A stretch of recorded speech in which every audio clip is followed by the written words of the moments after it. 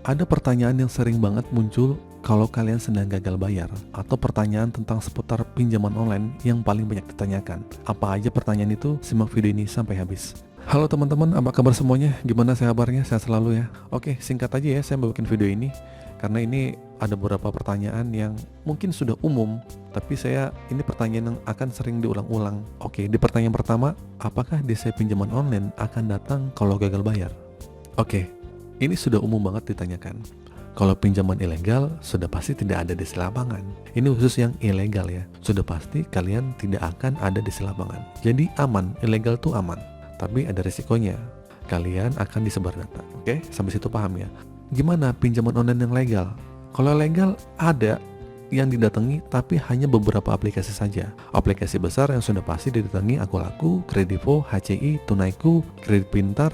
Mungkin ada yang lainnya, tapi ini random. Ada yang bilang ada dan ada yang bilang didatangi, dan ada yang aman-aman aja, seperti DC Easy Cash, DC Kredito, DC Indonana. Mungkin ada yang sudah didatangi tapi ini random. Dan juga salah satunya adalah Shopee Pinjam atau Shopee Pay Later.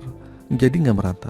Yang sudah merata di seluruh Indonesia, di kota-kota besar sudah pasti saya tekankan Akulaku dan Kredivo. Jadi itu ya pertanyaannya ya. Apakah DC pinjol online akan datang kalau kita gagal bayar? Secara peraturan mereka boleh datang, asal mereka datang kurang dari 90 hari. Lewat 90 hari sebenarnya sudah tidak boleh ditagih, tapi peraturan ini sering dilanggar. Oke, pertanyaan kedua yang sering ditanyakan, apakah gagal bayar akan disebar datanya? Kalau pinjaman ilegal, sudah pasti kalian akan disebar datanya ya. Kalau pinjol ilegal, kalian akan disebar datanya, karena itu jadi senjata utama mereka untuk mensebar data, untuk bikin malu. Terus kalau pinjol legal resmi OJK, secara peraturan mereka tidak boleh mensebardatangkan data krediturnya. Tapi kenyataannya ada beberapa pinjaman online yang sebar data. Kalau sebar data mungkin dipermalukan ya di media sosial, galang donasi gitu, hutangnya dikasih tahu berapa, disebar data KTP kita dikasih tahu begininya gitu. Tapi pinjol legal ini biasanya sebaran data itu mereka ditagih di luar kondar. Jadi random. Shopee ini biasanya sering banget kayak gini. Dan juga pinjol ada kami nih yang sering nyelonong ke media sosial. Jadi itu ya teman-teman ya. Oke, pertanyaan ketiga, apakah boleh tidak merespon tagihan DC? Saya sih balikin lagi ke kalian ya. Apakah kalian mau merespon apa tidak? Ya oke. Terus yang jadi pertanyaan lagi, apakah boleh? Emang ada peraturannya kalau kita nggak boleh mengangkat atau merespon tagihan dari DC? Nggak ada peraturannya dong. Jadi bebas-bebas saja. Jadi boleh kalian tidak merespon. Cuman resikonya kalau kalian tidak merespon, kontak darurat Anda akan dihubungi ya.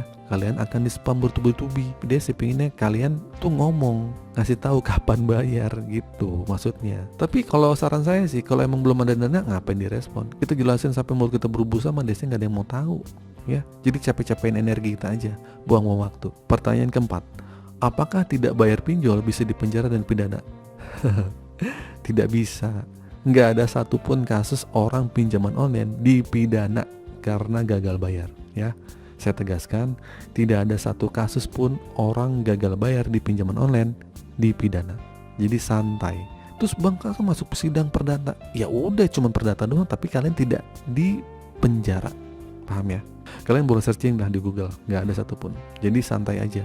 Kalau bilang katanya ada DC yang mengancam akan ada hukum lah, ini itu hoax. Biar kalian takut, akhirnya kalian membayar dengan gali lubang, tutup lubang. Bener kan? Pertanyaan terakhir, bang, sampai kapan kita ditagih DC pinjol? Saya jawab secara umum ya. Sampai kalian tidak bisa melunasi. Sampai kalian tidak melunasi, kalian akan tetap ditagih. Tapi itu secara umum. Tapi secara faktanya, biasanya 2-3 bulan itu adalah gencar-gencarnya kalian ditagih. 1 bulan deh kalian gagal bayar, atau 1 hari 2 hari kalian akan gencar-gencar ditagih. Bahkan puluhan, lebih dari itu ya. Tapi kalau sudah melewati 3-4 bulan, reda, teror kalian reda. Kalau kalian merespon, ya itu akan jadi incaran DC. Makanya 3-4 bulan, 5 bulan, bahkan setahun, ya udah kalian biasanya akan reda teror itu. Karena yang gagal bayar tuh bukan kalian aja, banyak jutaan umat di Indonesia. Jadi data kalian apa sih receh, dia akan cari data-data yang baru. Oke, itu saja ya teman-teman ya video kali ini, semoga bermanfaat dan bisa memberikan info untuk kalian. Jangan lupa beri dukungan di channel ini dengan cara like, komen, dan subscribe. Nyalakan juga tombol loncengnya agar kalian bisa mendapatkan notifikasi setiap saya upload video di setiap harinya. Akhir kata, sehat selalu untuk kita semua. Saya pamit mundur. Assalamualaikum warahmatullahi wabarakatuh.